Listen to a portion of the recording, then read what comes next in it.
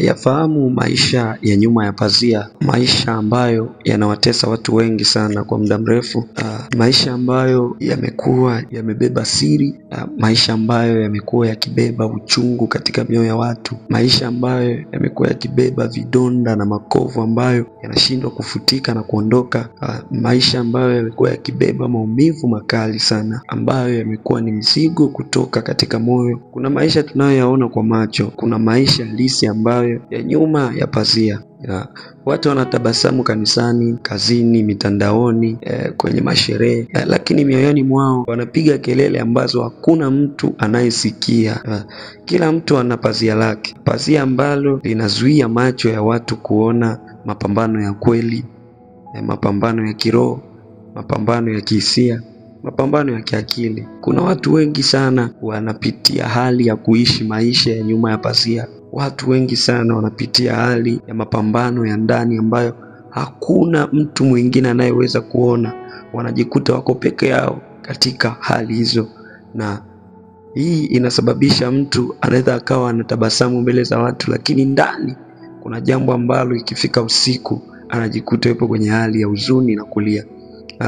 Je, umewahi kujikuta ukicheka mbele za watu, lakini usiku ukilia peke yako? Hali hii kama imewahi kukukuta, tambua kabisa upo katika hali ya maisha ya nyuma ya pazia. Umewahi kujifunika uso mbele ya kamera, lakini rohoni una kovu ambalo halionekani? Ukijikuta upo katika hali hii, tambua kabisa maisha unayopitia kwa muda huu sasa ni maisha ya pazia, ya nyuma ya pazia, maisha ambayo hakuna mtu mwingine anayeweza kuona hayo maumivu unayoweza kupitia isipokuwa wewe. Hakuna mtu mwingine anayeweza kuona hiyo vita unayopambana nayo isipokuwa wewe mwenyewe. Hilo ndilo tunaloita maisha ya nyuma ya pazia. Tuangalie Biblia inasemaje. Biblia inasema katika Luka 12 mstari wa 2 na 3, hakuna lililofichika ambalo halitafunuliwa, wala si siri ambalo halitajulikana. Yapo mambo mengi sana ambayo nyuma ya pazia tumeyaficha, ambayo mengine pia ni dhambi, mengine pia ni maumivu, mengine ni kukataliwa, mengine ni kutokujiamini.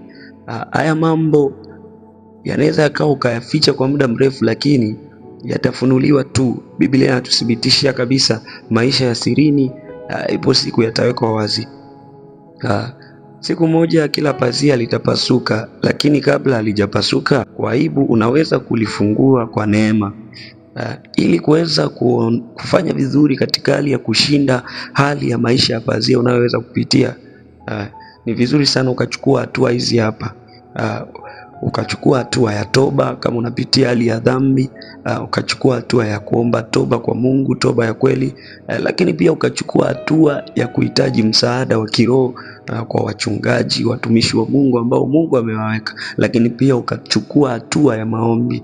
Kuna hali nyingi sana za maumivu unapitia. Usipochukua hatua ya maombi, hayo maumivu hayawezi kutoka moyoni mwako, hayo makovu hayawezi kutoka moyoni mwako. Inakuhitaji uchukue hatua. Kuna faraja zingine huwezi kuzipata kwa wanadamu bila msaada wa Yesu. Wanadamu hawezi kukufariji kiasi kwamba wakakupatia amani ya moyo, tofauti na kumtaka Yesu ambaye anaweza kuitimiliza furaha yako kikamili. Yesu hakufa kwa ajili ya watu wanaojionyesha kuwa wakamilifu. Hapana.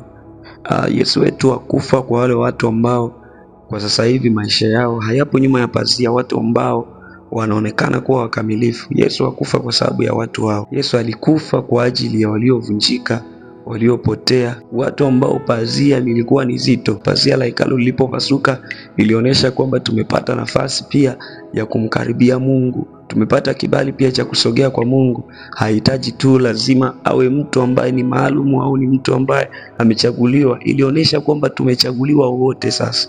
Hivyo tambua kwamba wewe unayepitia maisha ya nyuma ya pazia, wewe unayepitia hali ya uchungu, pengine unapitia maumivu ya familia, pengine unapitia maumivu ya huduma, pengine unapitia maumivu ya kazini kwako, pengine unapitia maumivu ya biashara, pengine unapitia maumivu ya ndoa.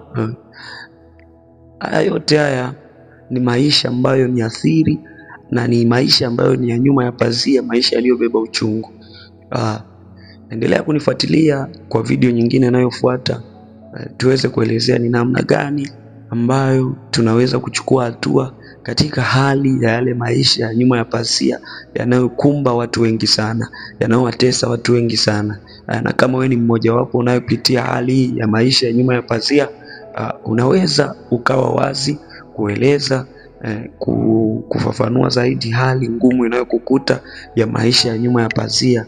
Ni jambo gani ambalo linakutafuna kimya kimya, na ukikaa na hilo jambo kwa muda mrefu linaweza likaja likafanyika kuwa tatizo kubwa sana ambalo uwezekano wa kulishinda ulikuwepo. Naitwa Daniel Yusufu. Nasema tuzidi kujifunza, kuna cha kujifunza.